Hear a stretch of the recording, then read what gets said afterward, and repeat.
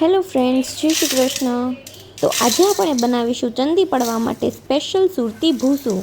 અને તમે આ રીતે ભૂસું બનાવી લીધું ને તો તમારે બહારથી લાવવાની જરૂર નહીં પડે અને ઘરે એકદમ સસ્તામાં પણ બની જશે. તો ભૂસું બનાવવા માટે પહેલાં આપણે ચણાની દાળ, મગની દાળ બધું જ પાણીમાં પલાળી અને ઓવરનાઇટ રહેવા દીધું હતું. તો તમે જોઈ શકો છો કે બધું જ એકદમ સરસ પલળી ગયું છે. તો બધા જ માંથી આપણે પાણી નિતારી લેવાનું છે. તો અહીંયા આપણે પાણીને ગરમ કરવા મૂકી દીધું છે. તો પહેલાં આપણે તેમાં મગને બાફી લેવાના છે. તો ગેસની હાઈ ફ્લેમ રાખવાની છે અને 2 મિનિટ જ આપણે મગને બાફવાના છે. તો ઝાઝી વાર નથી બાફવાના, 2 મિનિટમાં એકદમ સરસ બફાઈ જશે. અને 2 મિનિટમાં તમે જોઈ શકો છો કે આપણા મગનો કલર બી ચેન્જ થઈ જશે, એકદમ ગ્રીન થઈ જશે. અને પછી મગમાંથી પાણીને આ રીતે કાઢી લેવાનું અને ફરીથી તે જ પાણીને આપણે ગેસ ઉપર મૂકી દેવાનું અને તેમાં જ આપણે ચણાની દાળને બાફી લેવાની અને તેને પણ આપણે 2 મિનિટ જ બાફવાની છે. તો મગમાંથી પાણી નીતરી ગયું છે તો મગને આપણે બીજા બાઉલમાં લઈ લેવાના. તો અહીંયા આપણે ચણાની દાળને પણ 2 મિનિટ થઈ ગઈ છે અને સારી રીતે બફાઈ ગઈ છે. તો તેમાંથી પણ આપણે સ્ટ્રેનના મદદથી પાણી કાઢી લઈશું અને તે જ પાણી આપણે ફરીથી ગરમ કરવા મૂકી દેવાનું અને તેમાં હવે આપણે મગની દાળ બાફી લેવાની છે. તો તેને પણ આપણે 1 થી 2 મિનિટ જ બાફવાની છે, વધારે નથી બાફવાની, કારણ કે મગની દાળ જે હોય ને એ ફટાફટ બફાઈ જાય. તો તેને જોતું રહેવું, 1 મિનિટમાં થઈ જાય તો 1 મિનિટમાં જ કાઢી લેવી. તો ચણાની દાળમાંથી પાણી નીતરી ગયું છે તો તેને બી બીજા બાઉલમાં લઈ લેશું. તો મગની દાળને પણ 2 મિનિટ થઈ ગઈ છે તો હવે તેમાંથી પણ આપણે પાણી નિતારી લેવાનું છે. તો બધી જ વસ્તુમાંથી આપણે પાણી નિતારી લેવાનું. તો જ્યાં તડકો આવતો હોય ને ત્યાં આ રીતે કપડું પાથરી અને બધી જ દાળ આપણે સૂકવી દેવાની છે. તો અહીંયા આપણે ચણાની દાળ, મગની દાળ અને મગ બધું જ આપણે સૂકવી દીધું છે. તો હવે જ્યાં સુધી સાવ સુકાઈ જાય ને ત્યાં સુધી બધાને સૂકવવા દેવાનું છે. તો તડકો વધારે હતો એટલે 3 થી 5 કલાકમાં એકદમ સારી રીતે બધું સુકાઈ ગયું છે. અને પછી બધા જ ને અલગ અલગ બાઉલમાં આ રીતે લઈ લેવાનું છે. તો તમારે વટાણા ઉમેરવા હોય તો આ બધું રાતે પલાળો ત્યારે વટાણા બી સાથે પલાળી લેવાના. તો અમે અહીંયા ભૂલી ગયા હતા એટલે સવારે પલાળ્યા છે. અને તેને પણ મગની જેમ થોડી વાર બાફી લેવાના અને પછી સૂકવી દેવાના.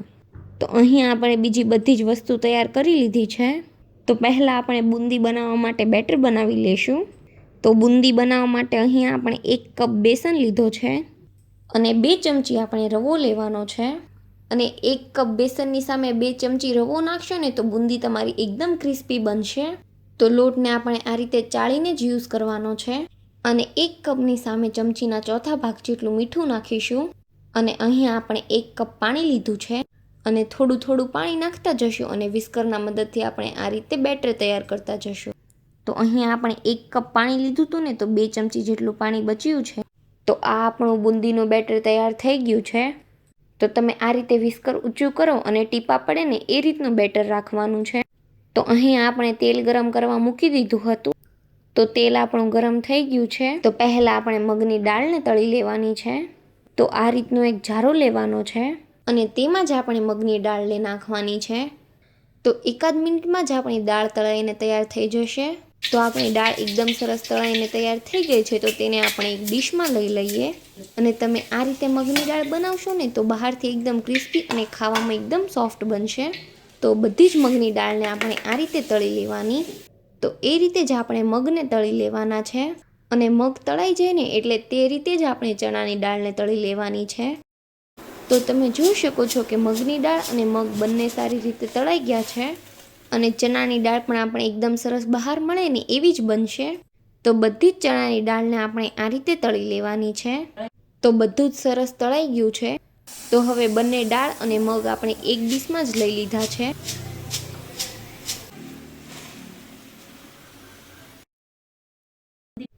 તો હવે આપણે બુંદી બનાવી લઈશું. અને બુંદી બનાવવા માટે પહેલાં આપણે તેલને ગરમ થવા દેવાનું છે.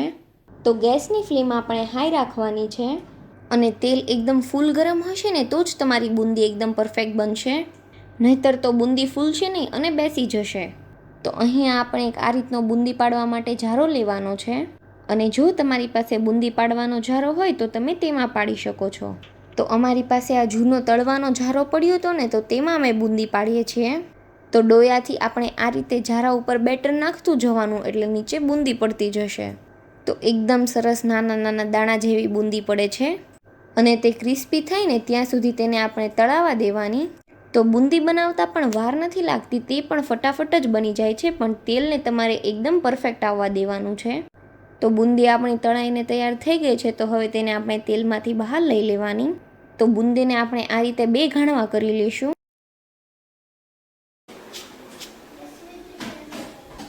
અને હવે જે આ બેટર વધ્યું છે ને તેમાં 2 ચપટી જેટલો ગ્રીન ફૂડ કલર ઉમેરવાનો છે, જેનાથી આપણી બુંદી ગ્રીન કલરની બનશે. તો ભૂસામાં આ રીતે ગ્રીન બુંદી બી હોય છે, અને તમારે આ ફૂડ કલર નાખીને બુંદી ન બનાવી હોય તો તમે નોર્મલ બુંદી પણ બનાવી શકો છો. તો કલરને આપણે બેટરમાં સારી રીતે મિક્સ કરી લેવાનું અને ફરીથી ગેસ એકદમ ફાસ્ટ જ રહેવા દેવાનો.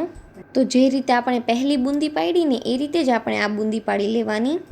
અને જ્યારે પણ બીજી વાર તમે બુંદી પાડો ને ત્યારે ઝારાને સાફ કરીને જ પાડવી. તો આ આપણી ગ્રીન કલરની બુંદી પણ તળાઈને તૈયાર થઈ ગઈ છે. તો હવે આપણે અડધા બાઉલ જેટલા શિંગદાણાને તળી લેવાના છે. તો તે આ રીતના થોડા ફાટી જાય ને એ રીતે તળી લેવાના. તો શિંગદાણાને આપણે આ બુંદી ભેગા લઈ લેવાના છે. અને પછી આપણે 1/4 કપ જેટલા કાજુને તળી લઈશું. તો કાજુ બી થોડા લાઇટ ગોલ્ડન કલરના થાય ને ત્યાં સુધી તળી લેવાના. અને પછી 1/4 કપ જેટલી આપણે કિશમિશ તળી લઈશું. તો કિશમિશ આપણી ફૂલી જાય ને એટલે તરત જ તેલમાંથી બહાર લઈ લેવાની. તો હવે આપણે ભૂસામાં નાખવા માટે તીખી કળી બનાવી લઈશું. તો અહીં આપણે 2 કપ બેસન લેવાનો છે. તો બેસનને આપણે ચાળી લેવાનો છે. અને હવે તેમાં આપણે અડધી ચમચી જેટલું મીઠું ઉમેરવાનું છે. લીંબુનો રસ ઉમેરવાનો છે. અને અગર તમારી પાસે બહુ રસવાળા લીંબુ હોય તો તમે તમારી રીતે ઉમેરી શકો છો. અને પછી અડધી ચમચી જેટલું લાલ તીખું મરચું ઉમેરવાનું છે, કેમ કે અહીં આપણે તીખી કળી જ બનાવવાની છે. અને 2 ચમચી જેટલું આપણે મોણ નાખીશું. વધારે મોણ નથી નાખવાનું, આટલું જ નાખવાનું છે. તો બધું જ આપણે લોટમાં સારી રીતે મિક્સ કરી લેવાનું. અને હવે આપણે થોડું થોડું પાણી નાખી અને લોટ બાંધી લેવાનો છે. તો બહુ કઠણ પણ નહીં અને બહુ ઢીલો પણ નહીં, એવો લોટ બાંધવાનો છે. અને લોટ બંધાઈ જાય ને પછી તેને થોડીવાર ફેટવાનો.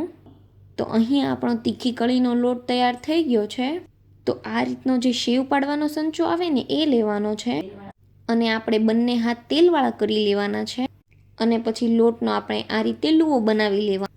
અને પછી તેલ લગાવેલા સંચામાં તેને ઉમેરી દેવાનો. તો અહીં આપણે 1 સંચો ભરાઈને એટલો જ લોટ બાંધ્યો હતો. તો બધો જ લોટ આપણો એકવાર જ સંચામાં આવી ગયો છે. તો ઉપરથી આપણે આ રીતે ઢાંકણ બંધ કરી દેવાનું છે. તો અહીં આપણે થોડી જાડી કળી પાડવાની છે, એટલે એ રીતની ચકડી ચડાવી છે. તો તેલ આપણું ગરમ જ છે. તો સંચાથી આપણે આ રીતે એક જ આટો વાઢવાનો છે, જેથી આપણા તીખા ગાંઠિયા જે છે ને એ પરફેક્ટ બને. તો તમે જોઈ શકો છો કે એક બી ગાંઠિયા આપણા ભેગા નથી થયા, બધા નોખા છે. તો તમે શેવ પાડો કે ગાંઠિયા પાડો, આ રીતે એક જ આટો વાઢવાનો સંચાથી, એટલે ગાંઠિયા તમારા એકદમ પરફેક્ટ બનશે. અને આ ટેકનિકથી તમે સેવ અને કળી બનાવો ને તો ગઠોડા બી નહીં પડે. તો આ રીતે આપણે બધી જ કળી બનાવી લેવાની છે.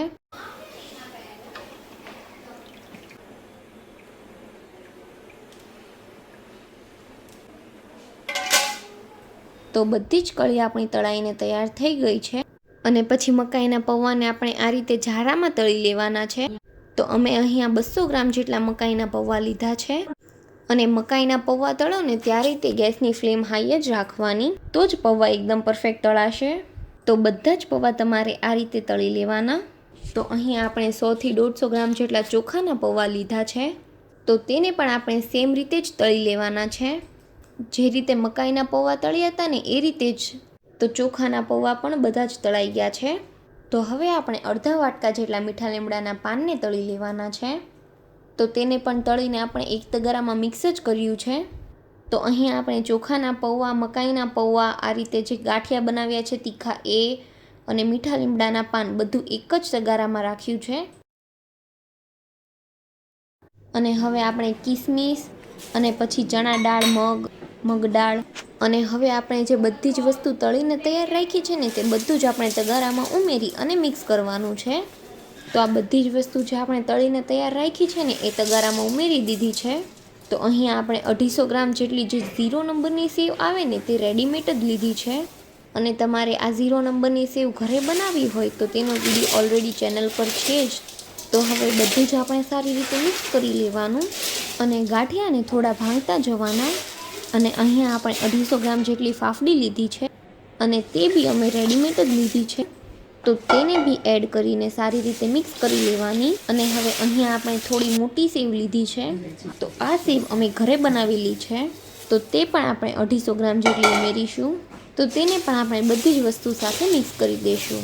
તો અહીંયા આપણે 4 થી 5 મોટી ચમચી જેટલો ખાંડનો પાવડર લીધો છે અને અહીંયા આપણે 1.5 ચમચી જેટલો આમચૂર પાવડર લીધો છે અને પછી 1.5 ચમચી જેટલું આપણે મીઠું ઉમેરવાનું છે અને ચમચીના ચોથા ભાગ જેટલો આપણે ગરમ મસાલો ઉમેરવાનો છે અને 2 થી 3 ચમચી જેટલું તીખું મરચું પાવડર. તો તેલને અમે ગરમ કરી લીધું છે, તો તેમાં આપણે 2 ચમચી જેટલી વરિયાળી, 2 ચમચી જેટલા સફેદ તલ અને થોડી આપણે હિંગ ઉમેરવાની છે. તો આ બધું જ આપણે મિક્સ કરી લેવાનું અને પછી 1.5 ચમચી જેટલી હળદર ઉમેરવાની છે અને પછી હળદરને મિક્સ કરી અને ચવાણામાં આ રીતે ઉમેરી દેવાનું છે અને પછી બધા જ મસાલા આપણે સારી રીતે મિક્સ કરી લેવાના અને પછી એકવાર ભૂસું ટેસ્ટ કરી લેવું અને કાંઈ પણ ઘટતું હોય તો તે ઉમેરી દેવું. તો અમે અહીંયા ફરીથી 4 મોટી ચમચી જેટલી ખાંડનો પાવડર અને 1 ચમચી મીઠું ઉમેર્યું છે. તો આ ચવાણું આપણું ખાટું મીઠું તીખું હોવું જોઈએ. તો ભૂસામાં આપણે એ રીતનો ટેસ્ટ લાવવાનો છે. તો ઉપરથી મસાલા તમારે જે રીતે ઉમેરવા હોય ને એ રીતે ઉમેરી શકો છો. તો આ આપણું સુરતી ભૂસું તૈયાર થઈ ગયું છે. તો બધું જ સાથે મળી અને 3 કિલો જેટલું ભૂસું બન્યું હશે. અને ભૂસું થોડું ઠંડુ થાય ને એટલે તેને આ રીતના મોટા ડબ્બામાં ભરી લેવાનું. તો તમે જોઈ શકો છો કે ડબ્બો એકદમ મોટો છે ને, એટલે અડધો ડબ્બો ભરાણો છે. અને જો તમને અમારી આ સુરતી ભૂસાની રેસીપી ગમી હોય તો વિડીયોને લાઇક કરજો, શેર કરજો અને અમારી ચેનલને સબસ્ક્રાઈબ કરી દેજો. Thanks for watching.